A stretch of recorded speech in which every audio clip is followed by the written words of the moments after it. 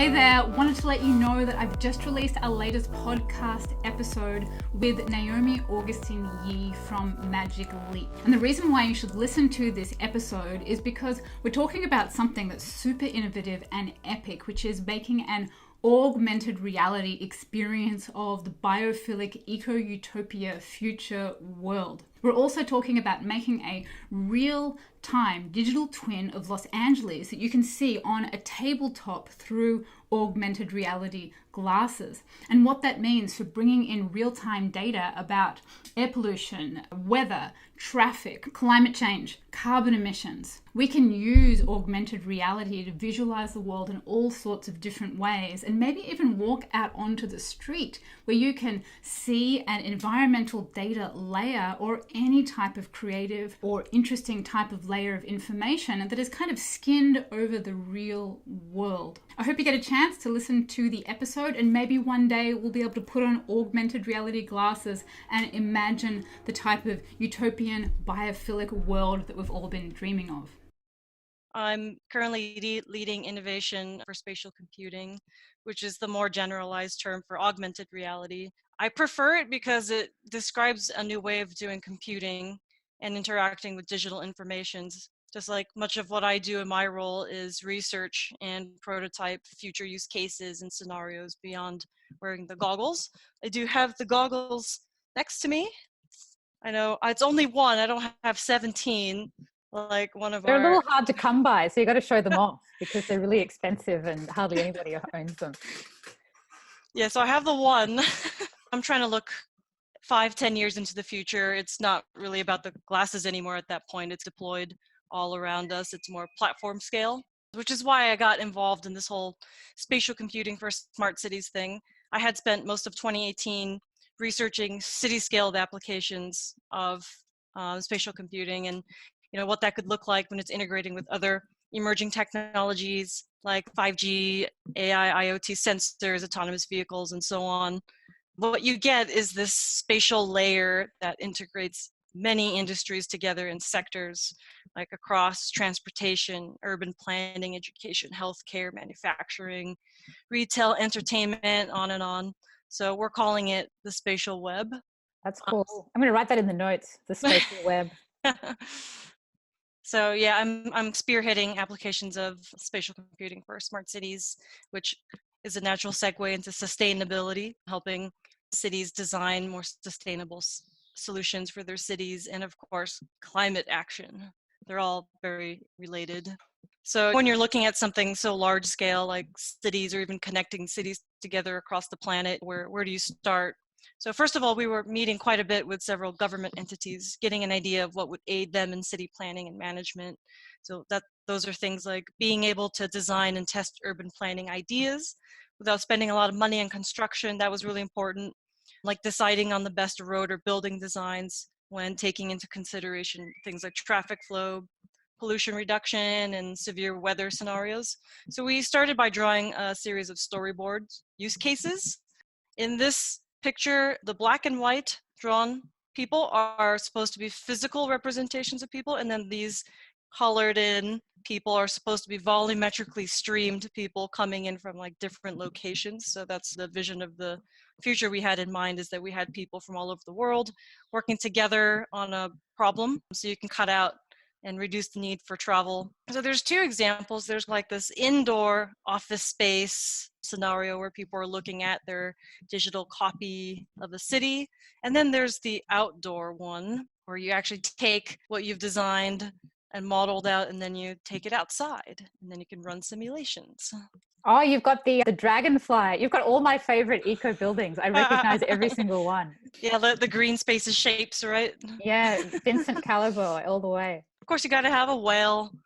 When you're not doing work, you can turn on the whimsy layer and go Wait, outside. so this is like you would be able to walk outside and see this? Like if I went into like a field, is that what this view is? Yeah, that's the more long-term vision of this. It's not too far off though, I think, because the tabletop one's obviously easy to do right now because we can do indoor prototyping with Magic Leap, but I think outdoor is going to come very soon.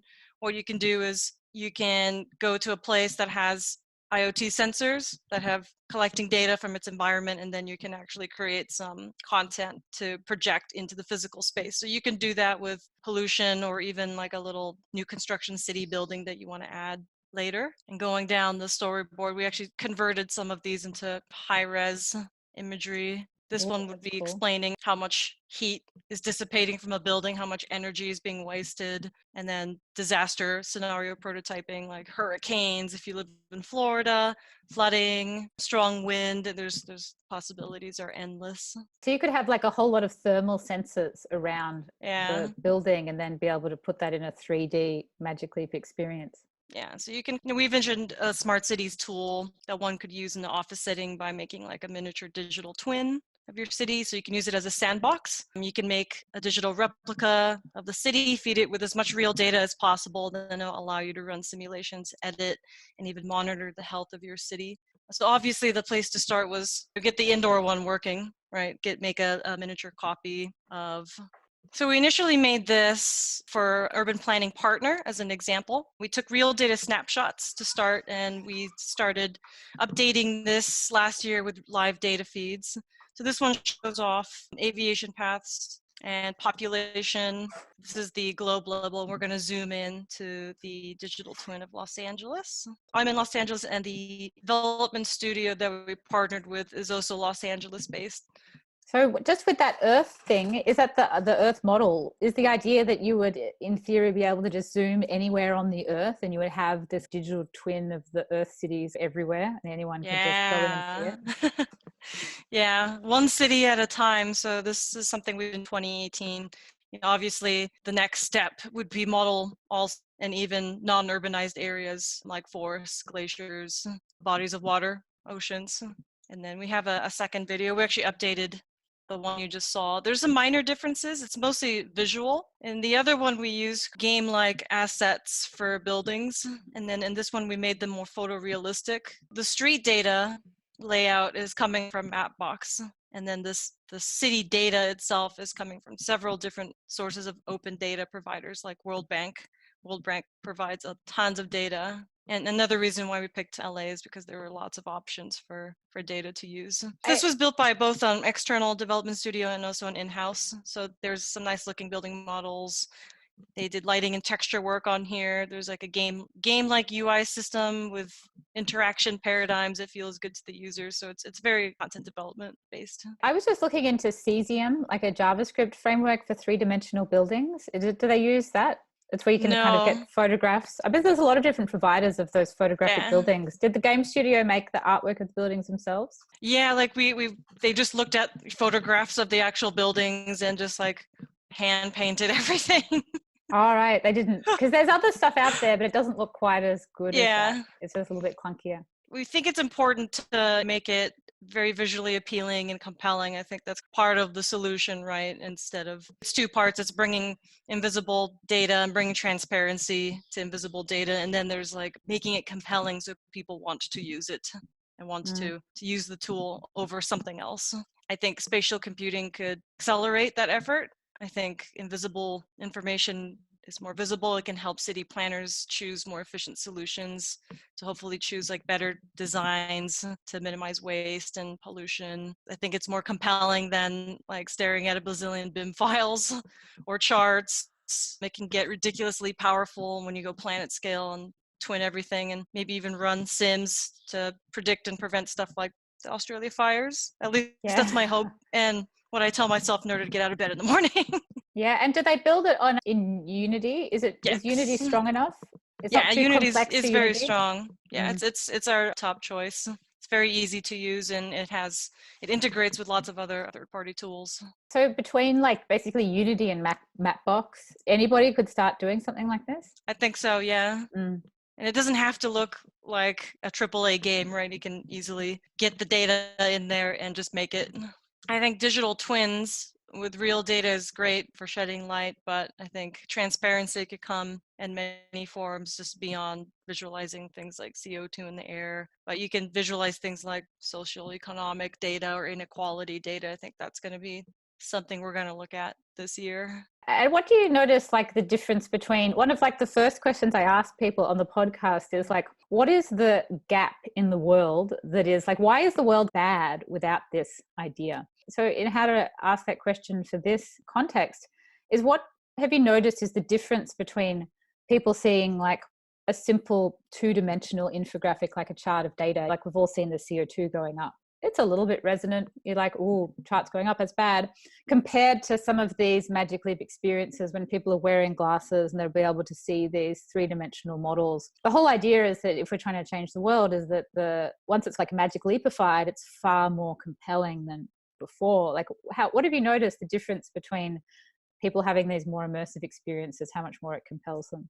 Yeah, I think you touched on it a little bit. We started working closely with the United Nations Development Program last year, and then we're going into like a full year 2020 program this year. Super excited about that. Its problems are like decision making happening with limited information. I know this is always going to be a problem no matter what time period of humanity we're talking about here, but there's always room for improvement, especially decision making without bias, ability for people to understand different perspectives. When you take the invisible data and you make compelling spatial content that you can like see and touch and interact with, I think it triggers something in the brain, some different empathy that charts and graphs can't give you anymore. And I confirm this while speaking to folks working in the United Nations, that they're going to need something more high impact than a lot of graphs.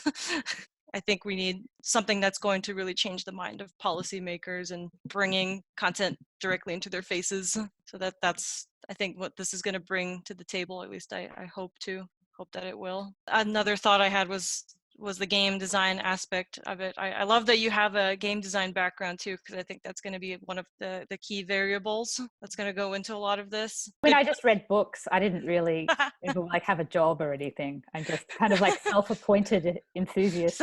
I mean, I worked in the game industry, but I didn't actually make the game itself. I was like all back-end tools and automation and deployment pipelines and stuff. That's where the real fun is, guys, by the way. Yeah. Well, that's where the technology is where it gets real, you know. Games are compelling because it rewards people for actions, and it gives them a feeling of satisfaction for having the power to cause something to change. It's a lot easier to succeed and make an impact in the game world than the real world, and that's why I think a lot of people are drawn to it. We should definitely take these game systems and bring them into applications like this. It's so much easier to hit goals that way, like we do in games. I'm so fascinated by this concept of the progress bar. Like, it sounds like so I love progress bars, man. Like the progress bar that you have basically a beginning and an end. And if you could sum all of my book down to one thing, it's basically about a progress bar. It's like saying you need a measurable beginning and you need a measurable end, and then you need to track your progress along something that you want to change. And just see so many people who are trying to like change the world or whatever, just not having that at all. They're just like, we're trying to create awareness or do this or sell a shop selling eco products. And then I just think once you can bring that into, that's like game thing, into these type of experiences, you can be like, yeah, let's like get to the end of the progress bar for like ending deforestation or no more plastic or whatever, and can get excited about it.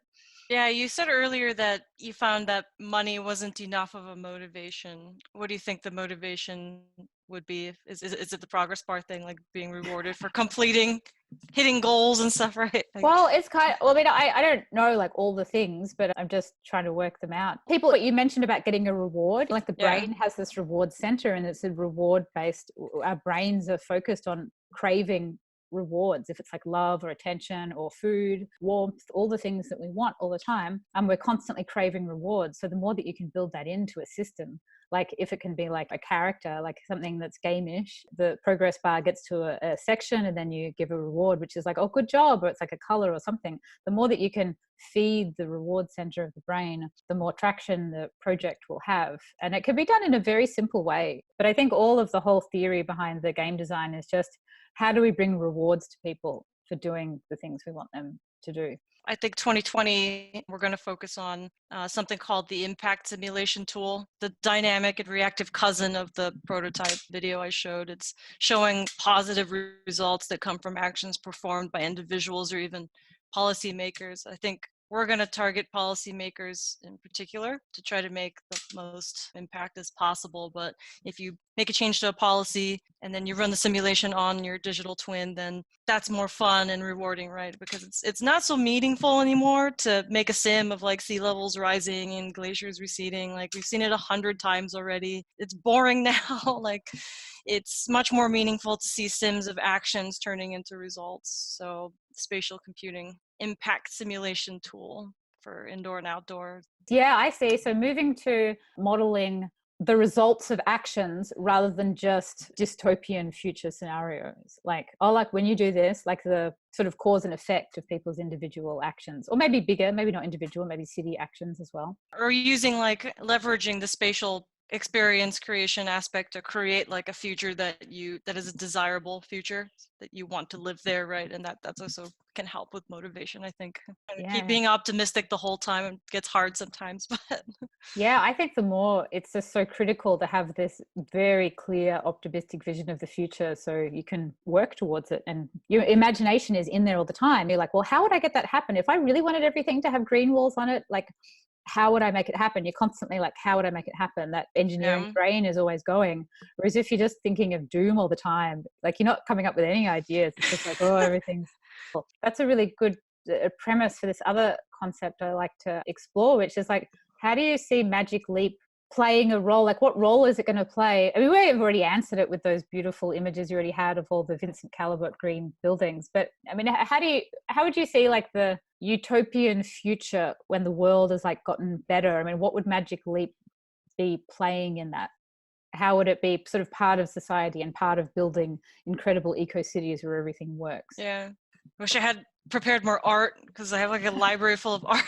It's going to take too long now, maybe for the next time. But our mission's actually to integrate technology with natural, like human way of living. We don't like the whole everyone, when you go outside, everyone's staring into a little tiny box thing. And I know we don't really picture like people wearing giant glasses outside all the time either. It's going to be a lot more seamless and invisible, I think. In 100 years, I don't work in AI specifically. I have AI shows up in my work occasionally along with other emerging technologies, but spatial computing is entangled with it. I'd like to have a harmonious existence with AI that we can become symbiotic, and they have essentially aided us from completely obliterating ourselves and helped us restore the planet like a balanced way and help us maintain our cities and our ecosystem, and we keep each other alive, and then we would explore the stars together.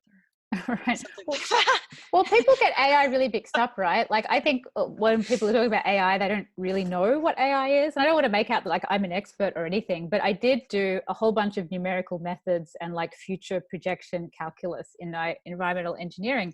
And the AI programs are basically just that. They're like helping you do future projections of data, of basically predicting we've got the numbers where we are now and making that easier. So that's a perfect fit for like environment and smart cities and magically defying things that you were mentioning before about simulations. Well, if all these people do that, then these neural nets and these learning algorithms, whatever you call them, the platforms that are out now, can really help us get to that place. Yeah, I'm envisioning AI integrated with spatial computing, and it's integrated into the cities and all the objects that we interact with, and you can choose the best decision out of like all the computational results that the AI can help you make decisions based off of that, because we need them to run the simulations. They can run thousands of simulations for each like decision that you can make. Instead of like robots taking over, it would be like, what happens if we cover everything with concrete? What happens if we don't get rid of cars? What happens if we don't in plastic or put more trees on? And then it would show you all of the environmental data. And then you could see it through the goggles. You'd be like, whoa. Yeah, I'm also a fan of like reskinning your world and seeing different scenarios play out and things like that too, for fun and also for science. I did this little like mock-up once. I called it like Greentopia, where you could just walk down the street and see like green roofs and plants like coming off everything. Could that be done with Magic? Could you walk down the street and just have it like exploding with life?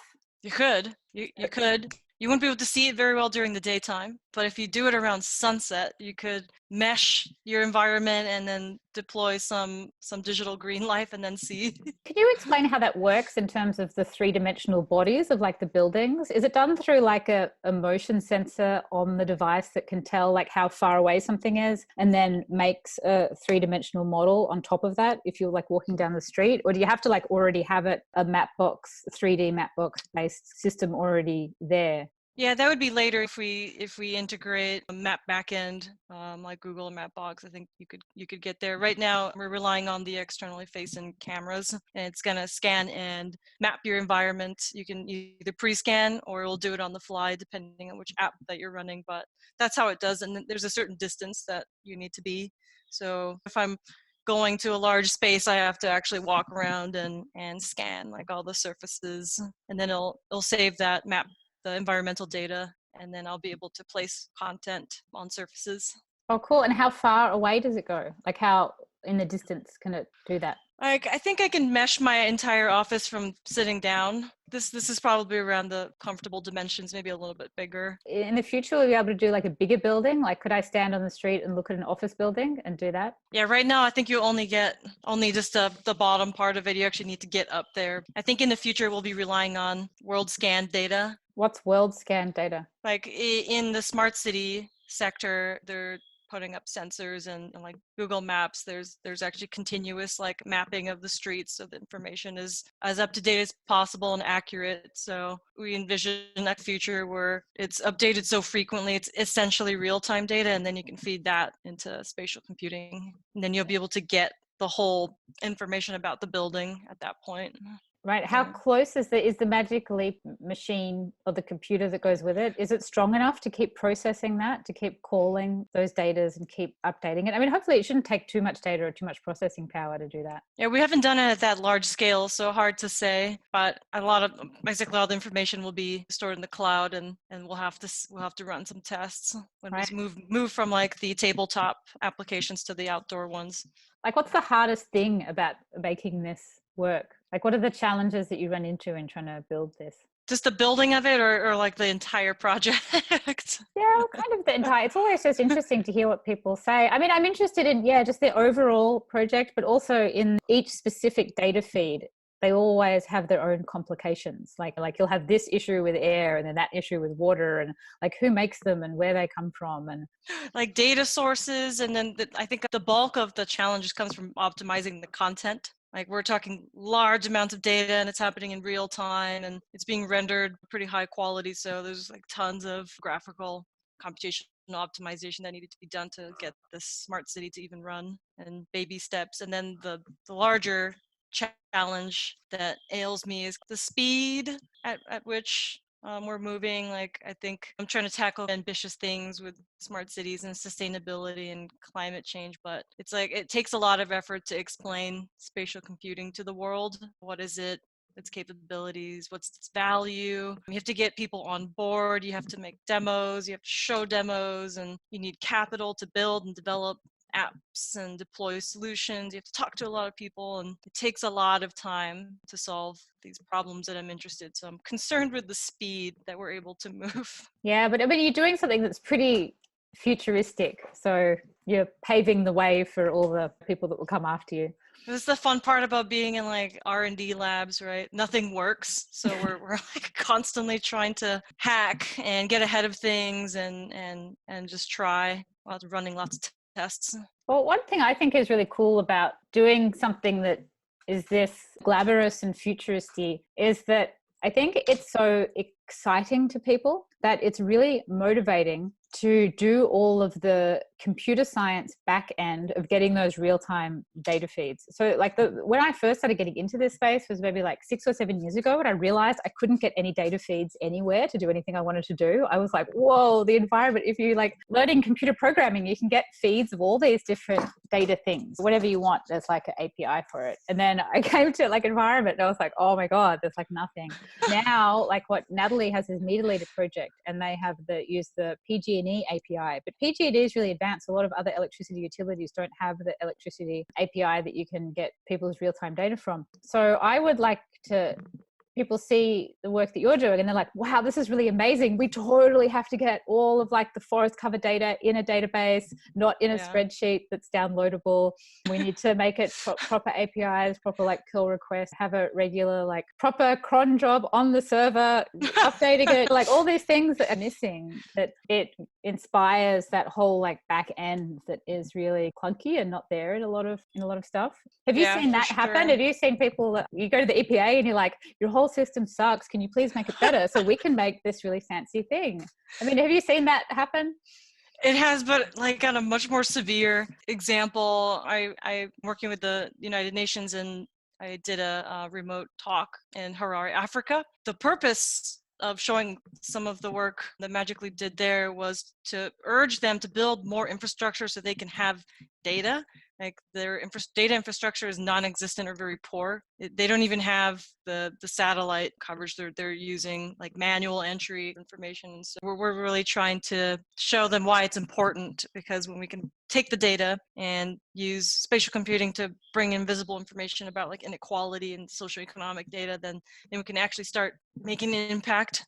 Like you'll actually know what problems you have to solve. So it's working back like 3 degrees, 3 steps. We learned that there's tons of places that just don't have any data at all. Like it's just dead space like on the planet. So what happened with that? You said it was something more dramatic. Did something dramatic happen with that African project? Well, we're gonna keep working with them since they're connected through the United Nations Development Program. So I hope that we'll be able to continue meeting with them and urging them to build infrastructure. That was a step 1, is showing the value. It's in like the multi-step process of getting people on board, explaining what it is and why it's important. And lack of data is a huge problem. Well, I think you can basically like mock up concepts in Unity and the Magic Leap experience without the data, or just using like fake data to show people what's possible. I mean, I'd like to see that, like, oh, this is like air pollution, but air pollution is different from street corner to street corner, or this is the carbon intensity of buildings, or thermal, like you had that thermal one there. Once you see it, you're just like, yeah, I'll fund that.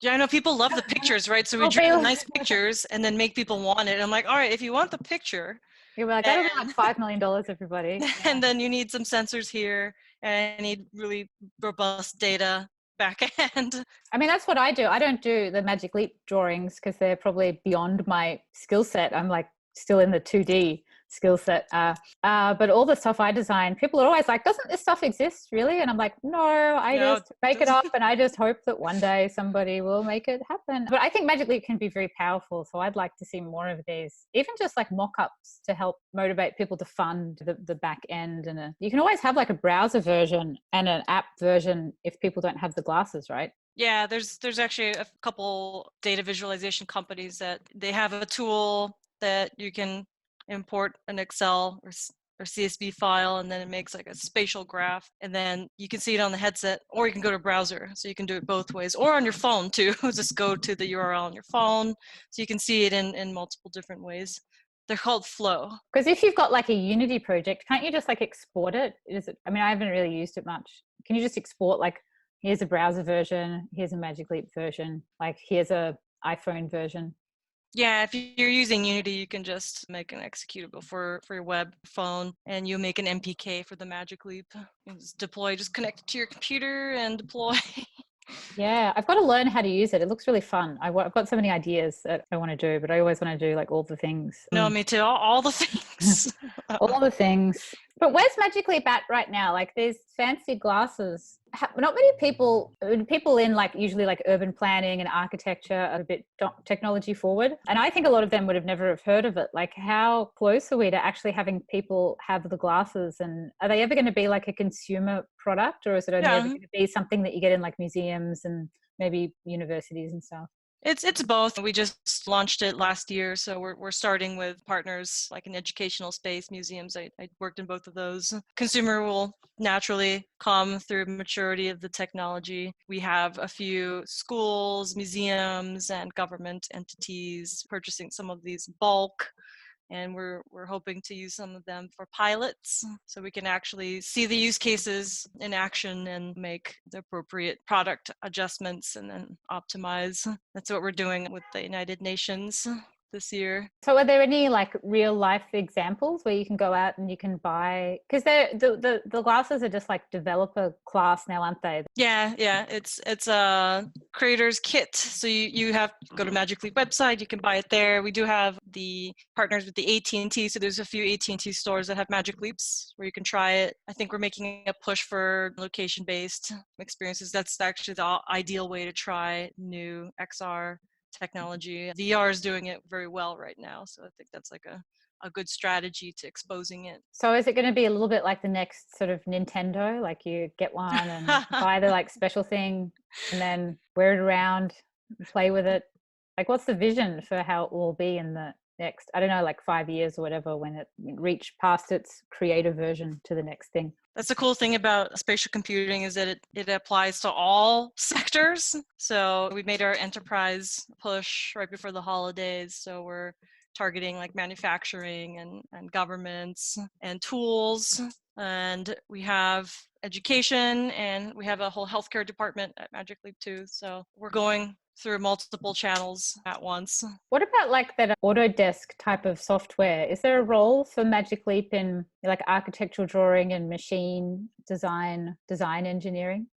Yeah, that's included as part of our push for enterprise, is that people who work with CAD models and BIM files and more like urban planning and architecture can use that at their desk. So that's part of the vision too. Of course, game development. Anyone who uses anything to do with 3D models, this is a very great tool. And I suppose Autodesk wouldn't launch a competitor, would they? Because that would be like them launching their own computer. They just make the software. Yeah, I believe so. Hardware. Not entirely sure, but yeah, I think we would integrate with them. Right, we would make a spatial version of that working on the hardware. Well, it would be cool. It would be totally amazing if I just like to see all of the different environmental data, like thermal data, water, air, electricity, carbon intensity of all of the power plants and the grid.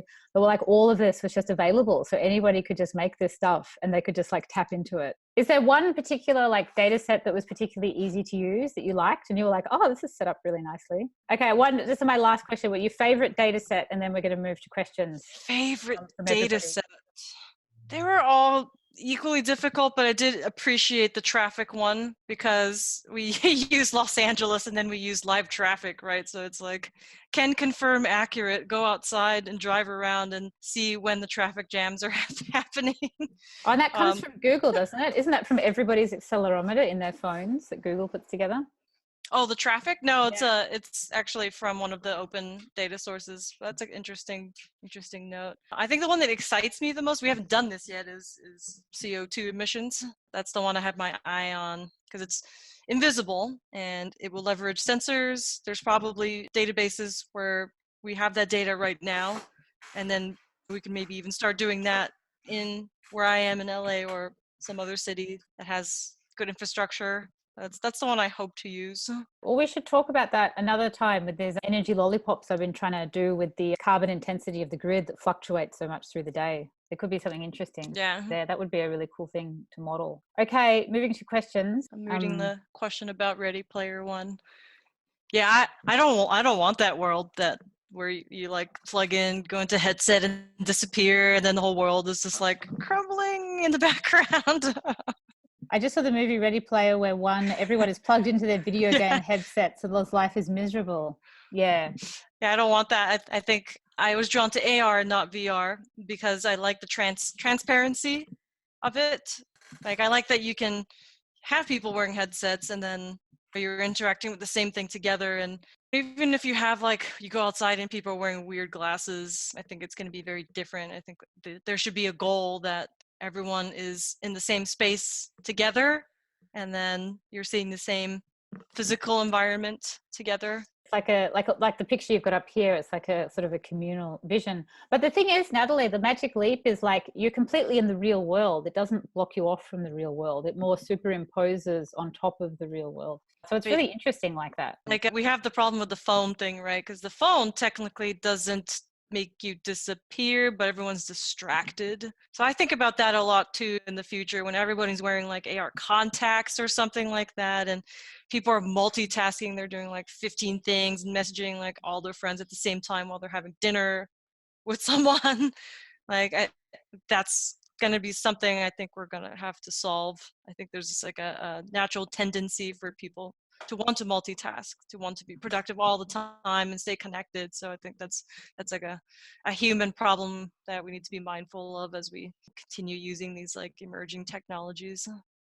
Yeah, and when like I tried Paul's Magic Leap, he made this cute little experience. There was something that was genuinely magical about it. Like I remember just being like, wow, I could, like, made me feel different afterwards, that I was like, oh, I could live in a whole other universe. So it was quite beautiful, but I think it could have a dark side where you could just always want to live in what you call like the magic verse. You could be like, walk into your home and then it's got like clouds and bubbles and like 3D cats, and then you take it off and you're like, okay, the world really sucks. The world is completely crap without like all my like clouds and bubbles and little like 3-dimensional rainbows everywhere. I mean, I could imagine it getting like that, especially if a child goes up with it and you're like, ugh, God, it's just normal beach with nothing. You guys read Rainbow's End by Werner Vinge?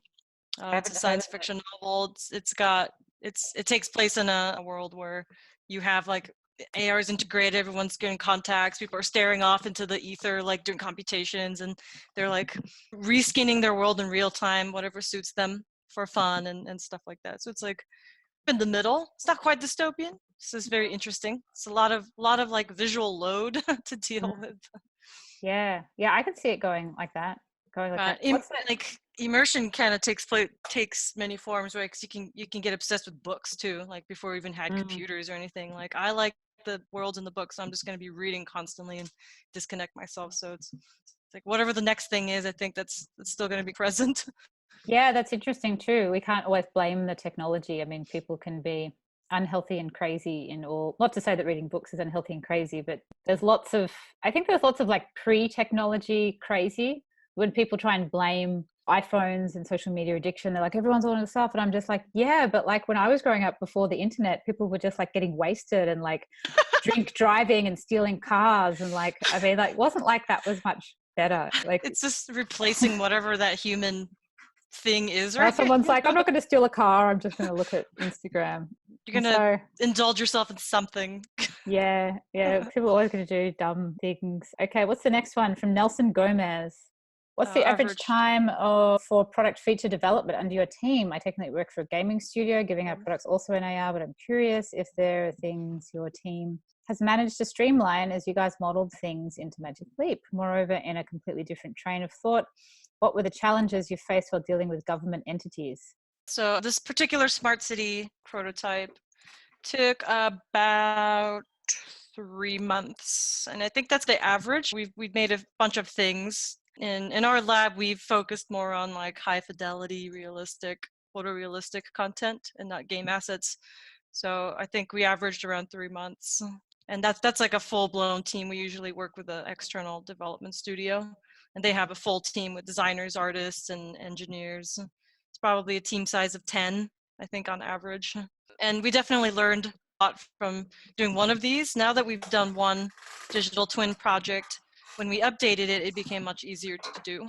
We created a pipeline for Mapbox integration, how to take the gray layout from Mapbox and model buildings. Like we have a process now, tips and tricks to optimizing high fidelity content for our hardware. So, and then challenges with government entities. I think that goes into the making sure you're explaining the value to governments. It's true. I think Katie said they're using a little bit older processes and technologies. So this is a big jump for them. We're going from audio phone calls, and we're talking about doing like volumetric calls. and so they all want the latest and greatest, but to like walk them through what it is, what the value is, and getting them on board. It's a lot of effort. And they have no idea what it takes to make spatial content either. They're not versed in content development. They don't come from games or film or anything. So they said, I want that smart city tool. What will it take to build that for us? And it's usually a lot more than they expect. Yeah, I think it's a real shame how there's such a division with people that work in like programmers, hackers, game designers, yes, at film, like all of these creative technical crafts don't seep into sustainability much. Like you very rarely meet someone who's across both, and the people in sustainability tend to keep completely out of that. Like, I just feel like they're so far apart, and I want to bring them together more, get each one interested in the other. I think the bridge is actually museum space. It's like the cross between experience and education, and that's like the in-between place. So if you can make something compelling that's educational, then you can take the next step and then take educational or functionality to spaces like governments. I mean, it's also crazy. Like, it takes so long to learn computer science or any creative technical craft, and it takes so long to learn sustainability too. Like, it gets so detailed in the science and everything. So it's very hard for anyone to even, like, I feel like, master the two domains, even if you are really serious about it. It's tricky. Okay, who's next? Nelson's got a second part to his question. Given the implementation, any leaner methods has done to sell the social and environmental change without having to go through AR tech? We start with asking what problem you're trying to solve, and then we try to see if spatial computing can solve that. And sometimes spatial computing is not required. All they need is better techniques. You can do it with the web, for example, or it's actually like a people problem, right? It's not a spatial computing problem for social and environmental change. For example, if we want to change the mind, if we want to build more empathy for someone to change policy for an environmental problem, you might be able to get away with just making a short film and not have to go through the AR, although the AR part would be cool, but Yeah, but I think there's always that, if you're like a technophilic person, to always want to do the fanciest thing you can. yeah. And like a little example of like this, that I wanted to make this like big outdoor, like spherical, I thought I'm going to make a giant spherical light that changes color based on and you can get them, I've seen these like in a sphere, and it will put it out like a public artwork, and it will show the CO2 of the grid. And I showed it to a few people, and it was like, why don't you just show someone on like a browser? Like, why does it have to be this big fancy screen? And I was like, no, I was going to look at a browser, and then I thought about it a little more, and I thought, how reductive can I make it? And then I thought, Chrome extension, like nothing gets simpler. If I want to do the simplest version of this. And then I was like, Chrome extension, that's it. Like, that's like Twitter bot. Like, you got to start little. Yes, part small. But I just think that idea of like just constantly trying to reduce the technology, like to the simplest version of what it is, and then maybe building up the layers afterwards. Like, all of these spatial computing models can also possibly be very simple versions before they become the fancy version. That's why I think we're evolving away from the climate sim tool thing, because I think we're done with the whole sea level rise sim thing. We can see on the website, and it's like the same result. So instead, we're trying to think of unique ways to apply spatial to like impact, or leveraging like the volumetrically streamed phone calls, get that to a level of maturity that it's actually preferred or becomes an alternative to flying in person. So that's actually a really good example of something only spatial computing can do, right? Is that where you like talk to like a real 3D person? Yeah, it's like a holographic Like that, stream. like what was that scene in Silicon Valley with the guy who was like trying to do it and then it froze with his mouth? Like, I don't know if anyone remembers that. We've got a few questions to get through. We've got one from David Thornby. I was involved in a spatial storytelling app a few years ago where users had to move around the city to access new pieces of the story.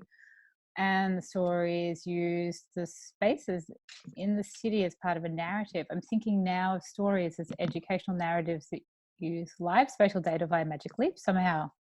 Any thoughts of doing this sort of thing? So you're actually walking down streets, right? And then you're unlocking like the next step in the story. Is that like using spaces in the city? Yeah, we've thought about that too. That's actually a compelling way to put a policymaker into a headset and then have them walk around like the city of New York or something, and then you can actually tell the story of overcoming disaster and getting to the future that you want to. And that's actually really a cool idea that's going to bring a lot of value. It hasn't been done yet too.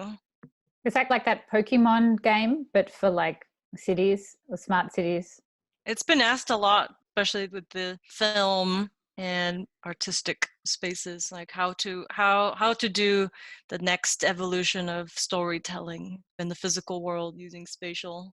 It's like a uncracked nut still. I think some of those VR location-based experiences are starting to do that, like the Void and things where you go to a location and then they have a physical space like mapped one-to-one with what you're seeing on the VR headset. So if you're doing the Star Wars one and you reach out your hand to the digital R2D2, you will feel like a metallic thing on your hand. The AR version of that. I think they built it manually, like one-on-one. They built the space and then they or maybe they built the content first and then they made the space exactly like it. And you're not supposed to take the VR headset off while you're in there. Like you're supposed to get in there. If you take it off, it's just like all solid color, like blocks and shapes and things. Right. Oh, I see. So they match them up. They have like a block color and then they match the augmented thing on top of the thing. So it's like, seems real. This is VR still, by the way, so you're cut off from the physical world. There's a door, and so you reach out and touch it, and then you touch the door. There's a chair, and then you sit in it, and you're like, oh, there's actually a thing there to sit on. That's cool. Where is that? Where was it done? I did it in Florida. It was at the Disney World parks, I think. They have one in New York, too. I think they're popping up everywhere. The Void. Okay, we should get to Ben's question. Thinking about the nosedive episode of Black Mirror, which I haven't seen. If we all know the carbon intensity footprint of our life, could magically help us show each other our carbon footprint, and we could all see each other's progress bar to see how we are tracking in terms of reducing it, making this data visible may be useful to encourage. You're thinking like a true environmental game designer. And a public leaderboard, right? Yeah. Like in Ready Player One's like the top person that's reducing the emissions. Yeah. What do you think, Naomi? Could we do something like that? Yeah, I think so. I think that's what I was thinking with the ambition of using the CO2 emissions data for a particular area and then challenging people to plant trees or doing something to affect that in a positive way, and then celebrating people's accomplishments through rewards, and that would work, right? Like combining. Would it be like attached to you? You would have all these like stars. You'd see somebody and they would have like it's like hovering above your head, like they'd have all these clouds. But then I'm fourth place on this block. Yeah, but one thing I've noticed though is if you don't have the environmental footprint made mandatory, like the nutritional labeling, you're only going to get a small amount of people being interested in it, like green building certifications and stuff. The stuff when it really works is when the government says like, what are they called? Like those star ratings on appliances. Like everybody has to have it. So even the worst players, they can't get out of it. And that kind of pushes everybody. But the problem with when things are voluntary is that you'll get like a group of enthusiasts, but I'm not sure if the group of enthusiasts are perhaps really going to trickle out. It'll do some change, but I don't know if it's going to like really push like, okay, we cut like 10 or 20% of a whole industry down. I'm not sure if it ever has that power, but it could be like a stepping stone. Yeah, if only like a city would be like, all right, we're starting the official 2020 like carbon emission reduction competition for the whole city and everyone is part of it and you're using like XR and data viz for it. I mean, it could be cool. I mean, everybody's psyched now. Greta Thunberg's got everyone's attention. So there's also a question here from David about the Google Glass backlash. What do you think of the dark side? I think there's going to be a little weirdness when people start wearing these things outside. I don't think they're going to wear this outside. I think it's going to be a couple generations of what that is. It's probably going to look like regular glasses. I also own a pair of the Snapchat glasses, which is stylish looking glasses, but you have these two cameras on there. And then when you record, it has this spinning like orange thing to let everybody know that you're recording. And I wore it to like music festivals and things because I really just didn't want to be that guy holding the phone like at the concert. So I didn't get any negativity around that. It was interesting. It was like a social experiment. It was surprising. I think some of the dark sides of ubiquitous AR glasses or contacts is that people multitasking when they're trying to interact with their loved ones and things. That's what I worry about the most, right? Like you're running searches and looking up things and you're working and stuff, and now you can't get called out because they can't see what you're seeing. At least now, if your spouse is like on the phone during dinner, you know that they're distracted, but we're going to be going into a world where you won't know what people are doing in those classes. Compel people not to do that somehow. We have to give them something better than distractions. This is an example of like you're taking a class in sustainable development, right? And then, but you don't have to go. You can stay where you are and beam in. I see. Oh yeah, I see that. Right, you've got both of the things going on.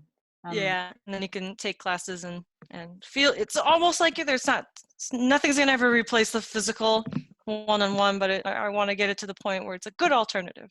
Cool. Yeah, that looks amazing. I think that would be completely wonderful if we could make it exist somehow for people. Yeah, I'm happy to connect on like Twitter or LinkedIn too. Yes, she's Giant Space Turtle. I'm Giant Space Turtle. Giant Space Turtle. Did you get that from American Indian thing? I was in Canada I meant to say Native American, right? I was in Canada and there was a thing that talked about like indigenous people that said that the earth was like a story that was actually like a giant space floating turtle. It's similar. Is that where it comes from? Mine comes from a math thing. It's called Turtles All the Way Down. It's supposed to be like a astrophysics philosophical concept. I guess there's actually a wiki article if you look up Turtles All the Way Down. I will look at turtles it. But stacked on top of turtles. It's big worlds stacked onto worlds, and it's implying that the universe is infinite and all that.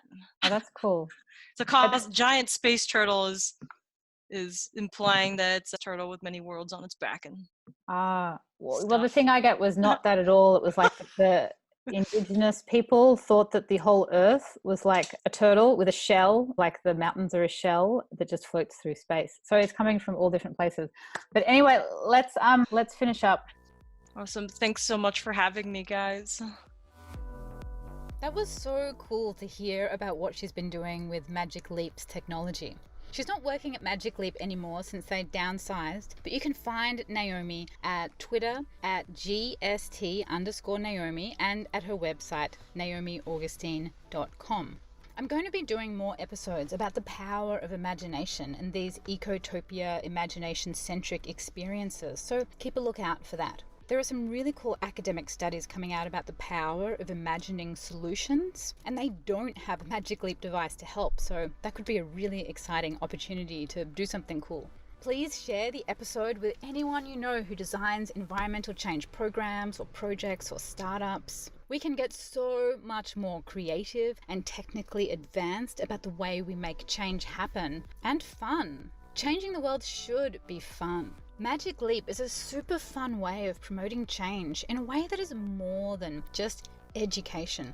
Digital twins of feedback loops and imagining a different type of future are way more powerful than just promoting regular education in a 3D form. There's so much potential here.